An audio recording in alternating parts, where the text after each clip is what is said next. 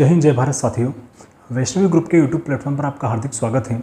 आज का जो सेशन हम लेने जा रहे हैं वो लेने जा रहे हैं यूनिट 10 मध्य प्रदेश की जनजाति है, वो है कोरकू जनजाति। जो हमारे एमबीबीएस से प्री की एक यूनिट आती है 10, जिसमें ये क्या होता है, एक सब टॉपिक होता है कोरकू जनजाति, यानी कि वहाँ पे मेंशन किया हुआ मध्य प्रदेश की जनजातियाँ, जिसमें कोरकू, भील, सहरिया, गोंड, बेगा जो है ये सारी जनजातियाँ होती हैं। इन सभी को हमें क्या प्री के ओरिएंटेड जो है हमारे जो एमपीपीएससी जो प्रारंभिक जो परीक्षा होती है उसके अकॉर्डिंग से हम सारी चीज़ें यहाँ पे क्या कर रहे हैं, डिस्कस कर रहे हैं। सो हम स्टार्ट करते हैं इनका सामान्य परिचय। अब जो कोरकू होते हैं फ्रेंड्स, इनका क्या होता है कि अर्थ जो होता है कोरकू का शब्द का अर्थ होता है मानव का समूह। मानवों का समूह जो होता है वो होता है कोरकू।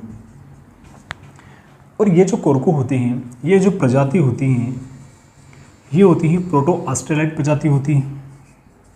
प्रोटो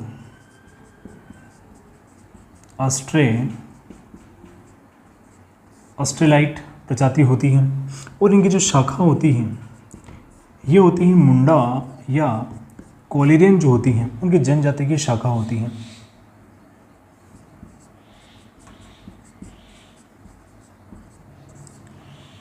कोलेरियन जनजाति की क्या होती है, शाखा होती है। अब क्या होता है, ये जो कोरकू होते हैं ये अपने को राजपूतों के जो हैं पूर्वज भी बताते हैं कि हम राजपूत हमारे पूर्वज हैं, ऐसा भी ये कहते हैं। अब अगर देखा जाए तो इनके जो वितरण की अगर बात हम करें तो इनका जो वितरण होता है मध्य प्रदेश में, प्रादेशिक जो वितरण आता है ना, वितरण जो आता है प्रदेश में, मध्य प्रदेश में, वो आता है मध्य सतपुड़ा के जो आते हैं। एक तो आता है बैतूल, हरदा, होशंगाबाद, सीहोर, हाँ फ्रेंड्स, सीहोर हो गया, बैतूल, हरदा, होशंगाबाद, सीहोर। और अगर देखा जाए तो एक आता है बुरहानपुर जो है आदि में जो है इनका क्या होता है, इनका जो वितरण होता है। अब अगर देखा जाए तो क्या होता है, इनकी जनसंख्या की अगर बात हम करें तो इनकी जो जनसंख्या होती है या फिर इनका जो मूल निवास स्थान होता है, कोरकू का जो इनका होता है निवास, इनका निवास जो आता है फ्रेंड्स, जो मूल निवास आता है जहाँ पर ये क्या करते हैं, रहते हैं, वो आता है भंवरगढ़ तथा एक आता है सांवली। ये दोनों जो आते हैं ये बैतूल जिले में आते हैं। कहाँ आते हैं ये दोनों? ये बैतूल जिले में आते हैं। भंवरगढ़ तथा सांवलीगढ़ जो आता है ये बैतूल के अंतर्गत ये दोनों ही आते हैं। इनका मूल निवास कहाँ होता है, भंवरगढ़ या जो होता है सांवलीगढ़ होता है। अब अगर इनकी जनसंख्या की अगर बात हम करें, इनकी जो जनसंख्या होती है वो होती है 7,31,000 लगभग होती है। क्या होती है, 7,31,000 लगभग इनकी क्या होती है, जनसंख्या होती है। और इनका जो योगदान होता है कुल अनुसूचित जनजाति की जो जनसंख्या होती है उसमें जो इनका योगदान आता है वो आता है 4.8%। कितना आता है कुल जो है अजा में इनका योगदान जो आता है, अजा में अगर देखा जाए तो इनका जो योगदान रहता है वो होता है लगभग 4.8%। क्योंकि यहाँ पे 4.77% आता है इसलिए हम लगभग कह रहे हैं, अप्रोक्सीमेट 4.8%। अब इस कुल अजा की बात हम करें तो ये जनसंख्या होती है 1,53,16,784 जो है कुल अनुसूचित जनजाति जनसंख्या होती है, जिनमें से इनकी जो जनसंख्या होती है इनकी कोरकू की वो होती है 7,31,000 लगभग। और इनका जो योगदान आता है वो आता है 4.8% इनका योगदान आता है। अब जो अगर बात की जाए तो इनके फ्रेंड्स, इनके होते हैं कुछ दो समूह होते हैं मध्य प्रदेश में जो हैं। इनके आते हैं उपवर्ग कह सकते हैं या उपजातियां कह सकते हैं। मध्य प्रदेश में इनके दो उपवर्ग मिलते हैं। कितने मिलते हैं फ्रेंड्स? मध्य प्रदेश में दो इनके उपवर्ग होते हैं। एक आता है राज कोरकू, एक आता है पोथरिया या जिसको हिंदी ग्रंथ अकादमी में कहा गया है पठारिया, पठारिया है ना, ये होते हैं। अब ये जो राजकुरकु होते हैं फ्रेंड्स, ये राजकुरकु क्या होते हैं कि ये भूस्वामी होते हैं, उनकी जो सामाजिक जो स्थिति होती है वो काफ़ी सुदृढ़ होती है और काफ़ी यूँ कहें कि ये विशिष्ट होती हैं इनकी, है ना। तो इनकी क्या होती हैं कि ये होते हैं भूस्वामी होते हैं, ठीक है। और इनकी सामाजिक स्थिति जो होती है, इनकी सामाजिक स्थिति उच्च की होती है, सामाजिक स्थिति इनमें उच्च की होती हैं। और जो पोथरिया होते हैं ये होते हैं साधारण कुरकु आते हैं, है ना, ये साधारण वर्ग में आते हैं, यानी कि साधारण इनकी जो है जीवन शैली रहती है इनकी पोथरिया कुरकु की। अब जो अगर बात हम करें तो साथ ही साथ इसमें क्या होता है कि कुछ अतिरिक्त जो इनके वर्ग आते हैं या उपवर्ग जो उपजातियाँ आती हैं, अतिरिक्त उपजातियों में अगर देखा जाए, उपजाति जो आती हैं, एक आती हैं इनमें रूमा, नहाला, और एक इनमें आती हैं बंदोरिया। अब फ्रेंड्स ये जो बंदोरिया होती हैं, ये बंदोरिया क्या होती हैं कि ये नर्मदापुरम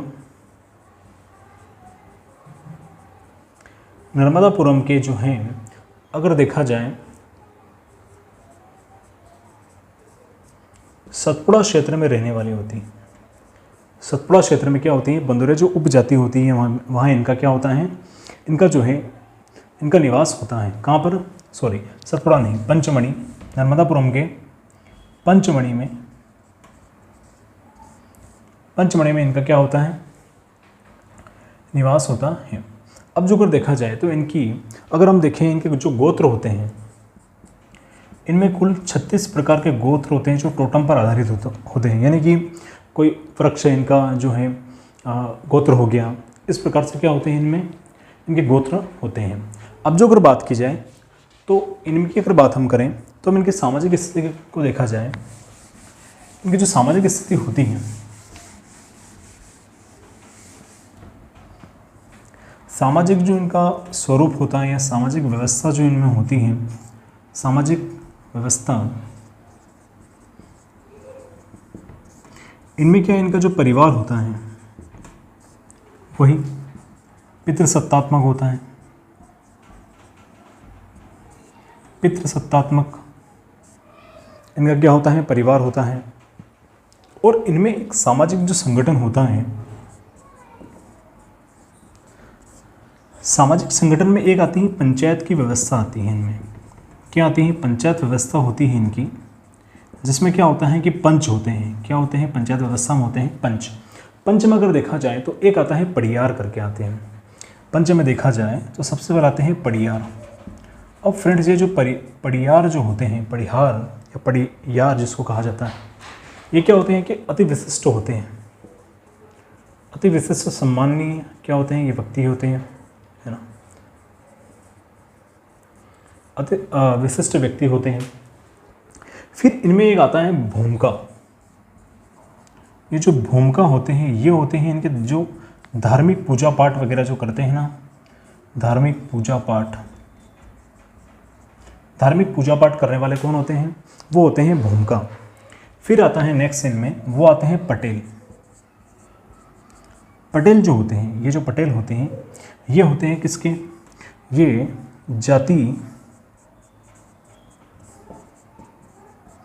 जाति पंचायत के क्या होते हैं, ये प्रमुख होते हैं, कौन होते हैं, पटेल। फिर जो पटेल के जो सहायक होते हैं, पटेल के सहायक जो होते हैं वो होते हैं महाजन। अभी जो महाजन कौन होते हैं, देखो फ्रेंड्स ये जो महाजन होते हैं ये पटेल के होते हैं, सहायक होते हैं। जब पटेल की अनुपस्थिति में जो है सारे जो है क्या करते हैं, ये इनके कार्य करते हैं। और जो पटेल के निर्णय की घोषणा जो होती है वो महाजन करते हैं। पटेल के जो निर्णय होते हैं, निर्णय की जो घोषणा होती है, पटेल के निर्णयों की घोषणा कौन करते हैं, वो महाजन करते हैं। अब जो इनमें एक और आता है वो आता है मुकरी। क्या आता है फ्रेंड्स, एक आता है इनमें मुकरी।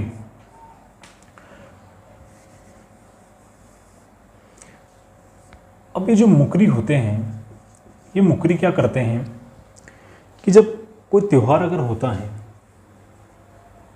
त्यौहार वगैरह होते हैं, तो उसमें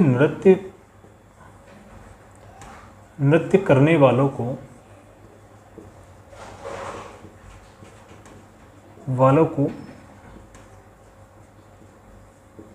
बुलाने का जो कार्य करते हैं वो कौन करते हैं? वो करते हैं मुकरी करते हैं, है ना। जब कोई त्यौहार वगैरह, उत्सव वगैरह जो पर्व आते हैं, उनमें क्या होता है कि जो नृत्य करने वालों को बुलाने का जो कार्य करते हैं वो करते हैं मुकरी करते हैं। फिर इनमें एक और आते हैं, वो आते हैं घोटिया। घोटिया जिसको कहा जाता है, ये जो घोटिया होती हैं ये क्या करती है? प्रसाद बांटने का कार्य करते हैं। इनमें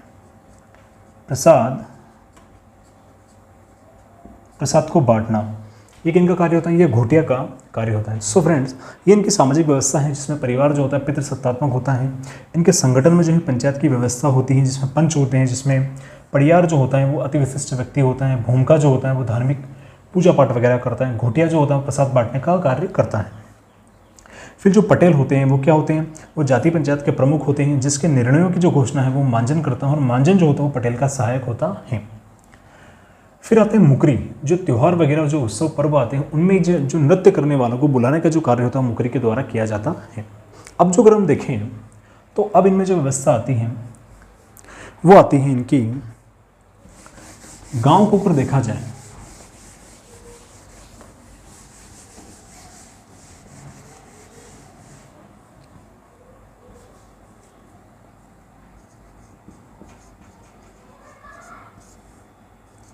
तो फ्रेंड्स, कोरकों के जो गांव होते हैं, गांव को कहा जाता है ढाना। ये जो ढाना होते हैं ये क्या होते हैं? ये कतारबद्ध जो पुराने ज़माने में जो कतारबद्ध जो ओटले वगैरह होते थे, है ना, तो कतारबद्ध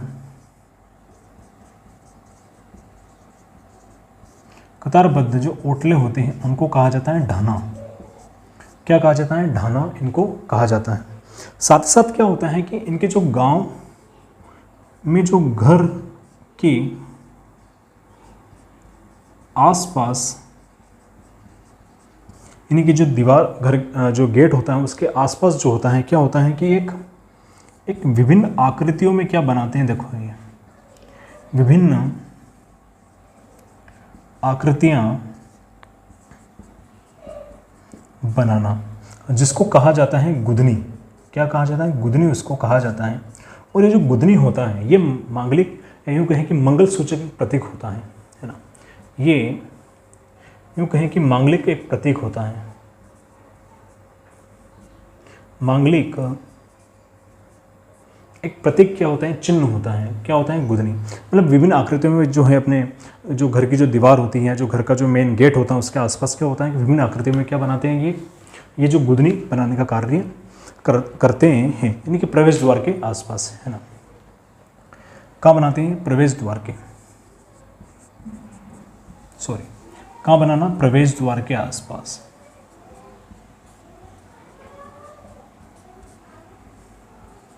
प्रवेश द्वार के आसपास क्या बनाना? विभिन्न आकृतियों में गुदनी बनाना, यानी कि मांगलिक प्रतीक चिन्ह होता है। फिर जो अगर देखा जाए तो इनके जन्म संस्कार भी होते हैं। अब जन्म संस्कार की अगर बात हम की जाए तो इनके जन्म संस्कार में जो नामकरण एक संस्कार आता है, एक आता है नामकरण संस्कार। नामकरण अगर देखा जाए तो जो लड़के होते हैं उनका जो नामकरण होता है वो 5वें दिन होता है। कब होता है? 5वें दिन। और जो लड़की का जो नामकरण संस्कार होता है वो 3रे दिन होता है। कब होता है? थर्ड डे जो है उनका क्या होता है? वो नामकरण संस्कार होता है। अब जो क्या होता है कि इनमें अगर देखा जाए तो इनमें विवाह की जो परंपराएं होती हैं, इनमें जो विवाह होते हैं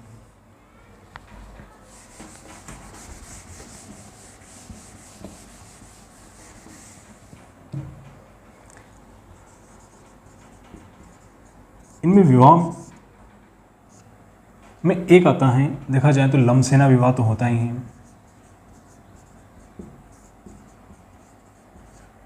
राजी बाजी विवाह। एक इनमें आता है चिथोड़ा। एक चिथोड़ा प्रथा करके इनमें आती हैं। अब जो चिथोड़ा होते हैं फ्रेंड्स, ये क्या होते हैं कि विवाह में मध्यस्थ की भूमिका निभाते हैं। विवाह में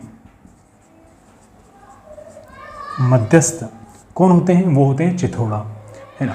फिर जो एक इनमें आता है, अगर देखा जाए इनमें राज्यबाजी विवाह क्या है, एक गोनम विवाह भी इनमें आता है, एक गोनम विवाह भी इनमें आता है ना। तो ये इनमें विवाह हो गए।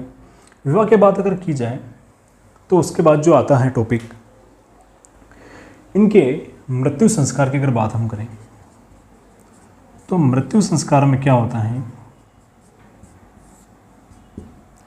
कि एक प्रथा इनमें होती है।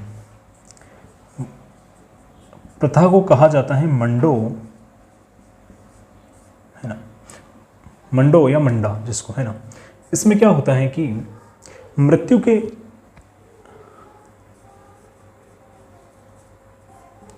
मृत्यु भोज के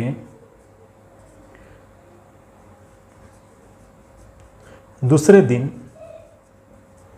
मृत्यु भोज के दूसरे दिन क्या होता है कि जो मृतक की समाधि होती है उस पर क्या होता है कि एक लकड़ी का स्तंभ लगाया जाता है। क्या होता है? लकड़ी का स्तंभ लगाना, लकड़ी स्तंभ लगाया जाता है मृत्यु भोज के दूसरे दिन, है ना। ये इनमें क्या होगी, इनके मृत्यु संस्कार की परंपरा हो गई। अब जो अगर देखा जाए तो इनमें गूंदने की कला होती है, गूंदना कला जो होती है, विभिन्न आकृतियां बनाना शरीर पर, है ना। तो जो गूंदने वाली महिलाएं होती हैं,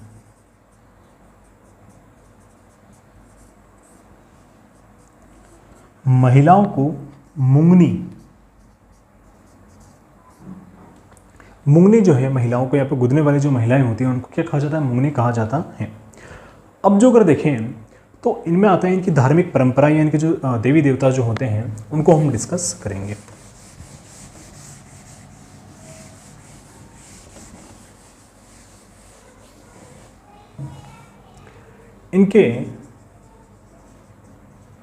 इनकी धार्मिक परंपरा या इनके धार्मिक परंपरा में आते हैं इनके, अगर देखा जाए तो देवी देवता क्या होते हैं इनके? देवी देवता, है ना। तो ये होली के जो है, ये होली पर किसकी पूजा करते हैं? देखो होली पर ये रावण की पूजा करते हैं, रावण की पूजा करते हैं क्योंकि कोरको का ये मानना है कि रावण के वंशज होते हैं कोरको, इनका भी एक ये इनका मत है ना। फिर क्या होते हैं, एक होते हैं इनके जो कोरको के गांव होते हैं, कोरको के गांव में एक स्तंभ लगाया जाता है। क्या लगाया जाता है? स्तंभ लगाना, मतलब हर जहाँ कोरको होंगे वहाँ ये स्तंभ होता है, जिसे मेघनाथ खंभ कहा जाता है। मेघनाथ खंभ उसको कहा जाता है, किसको? जो स्तंभ लगाया जाता है कोरको के घरों के आसपास, उनको मेघनाथ जो है स्तंभ खंभ कहा जाता है। अब जो अगर बात हम करें तो इनके एक देव होते हैं खनेरा देव। खनेरा देव जो होते हैं, इनकी जो विशेष पूजा होती है फ्रेंड्स, क्या होती है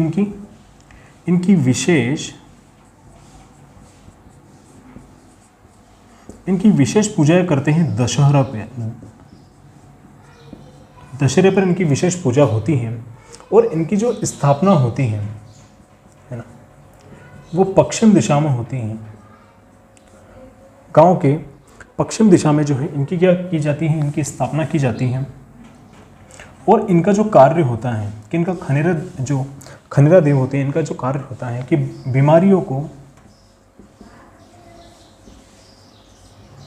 बीमारियों को गांव में प्रवेश से रोकना। गांव में प्रवेश से क्या करना? रोकना जो होता है, ये खनेरा इनके जो देव होते हैं उनका कार्य क्या होता है कि गांव में बीमारियों को प्रवेश से रोकना होता है। इनकी स्थापना गांव की पश्चिम दिशा में की जाती है और इनकी जो विशेष पूजा होती है वो दशहरे पर की जाती है। एक जो इनमें आता है वो आता है एक किलार मुठवा करके भी इनके देव आते हैं।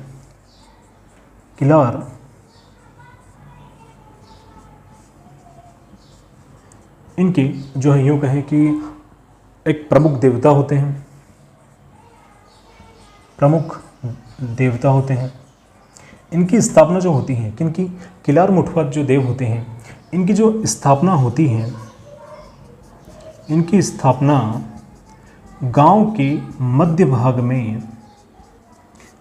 में जो इनकी स्थापना की जाती है किनकी, किलार मुठवा देव की गांव कोरको के गांव के मध्य में इनकी स्थापना की जाती है। एक सिंहरा देव भी इनके देव आते हैं। कौन से आते हैं, एक आते हैं सिंहरा देव। सिंहरा देव भी इनके क्या होते हैं, प्रमुख देवता होते हैं। सो फ्रेंड्स, यही इनकी धार्मिक परंपराएं जिनमें होली पर जो रावण की पूजा होती है और इनके गांव में जो मेघनाथ खम करके एक स्तंभ लगाया जाता है की परंपरा होती है। साथ ही साथ इनके खनेरा देव करके जो विशेष पूजा दशहरे पर की जाती है जो गांव में बीमारियों को प्रवेश से रोकते हैं और इनकी स्थापना गांव के पश्चिम दिशा में होती है। साथ ही साथ देखा जाए तो एक किलार मुठवा देव आते हैं इनके प्रमुख देव, और सिंहरा देव भी इनके प्रमुख देव होते हैं। अब जो किलार मुठवा देव होते हैं इनकी स्थापना जो होती है गांव के मध्य भाग में की जाती है। तो ये है कोरकुओं की धार्मिक परंपरा। अब जो अगर बात हम करें तो इनके आर्थिक जीवन को अगर देखा जाए, यानी कि जो एक इनकी कृषि की क्या पद्धति रही है ना, तो इनके आर्थिक जीवन की बात हम करते हैं।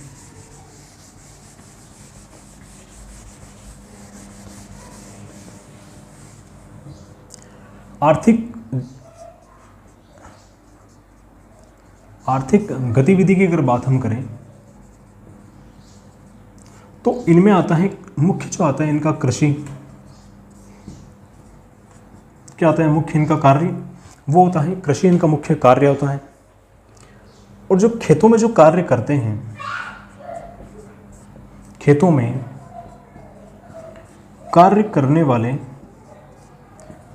कार्य करने वाले जो कोरकू होते हैं, कोरकू, वे कोरकू भाग्य कहलाते हैं। कोरकू भाग्य जो होते हैं वो क्या होते हैं, खेतों में काम करने वाले जो कोरकू होते हैं फ्रेंड्स, वो कोरकू भाग्य कहलाते हैं। अब जो अगर देखा जाए तो क्या होता है कि ये जो कोरकू होते हैं ये आग जलाने वाले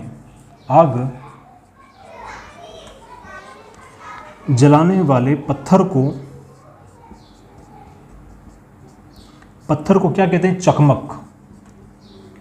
चकमक उसका एक नाम होता है। चकमक पत्थर का जो है इस्तेमाल जो है आग लगाने में किया जाता है। अब इनमें क्या आता है कि एक परंपरा आती है, यूँ कहें कि इनकी जो एक सिडोली प्रथा करके आती है, एक सिडोली प्रथा भी इनमें आती है कि इनमें कोरकों में होती हैं, क्या होती है, वो होती है सिडोली प्रथा। अब ये जो सिडोली प्रथा होती है फ्रेंड्स, इसमें क्या होता है कि ये जो इनके पूर्वज होते हैं उनको देव पितर में शामिल करने के लिए इस परंपरा का या इस जो है इस धार्मिक परंपरा का ये आयोजन करते हैं। यानी कि देव अपने पूर्वजों को देव पितर में क्या करना, शामिल करने की प्रथा होती है, वो होती है सिडोली प्रथा। जो होती है वो कोरकू जनजाति में क्या होती है, वो प्रसिद्ध होती है। तो प्री में क्वेश्चन पूछा भी जा सकता है आपसे कि सिडोली प्रथा का संबंध जो होता है वो किस जनजाति से होता है, तो वो कोरकू जनजाति से होता है। साथ साथ ये हो सकता है कोरकू भाग्य क्या कहलाते हैं, कोरकू भाग्य वो होते हैं जो कि कृषि कार्य में लगे होते हैं या खेतों में जो काम करने वाले जो कोरकू होते हैं उनको कोरकू भाग्य कहा जाता है। सो फ्रेंड्स, ये हमारा कोरकू जनजाति का जो टॉपिक था वो समाप्त होता है। और लाइक कीजिए, शेयर कीजिए, सब्सक्राइब कीजिए वैष्णवी ग्रुप ऑफ MPPSC, अधिक से अधिक शेयर कीजिए और लाइक कीजिए। और अब जो नेक्स्ट हमारा टॉपिक आने वाला है वो आने वाला है भारिया जनजाति से संबंधित। सो फ्रेंड्स, जय हिंद, जय Bharat, thank you so much.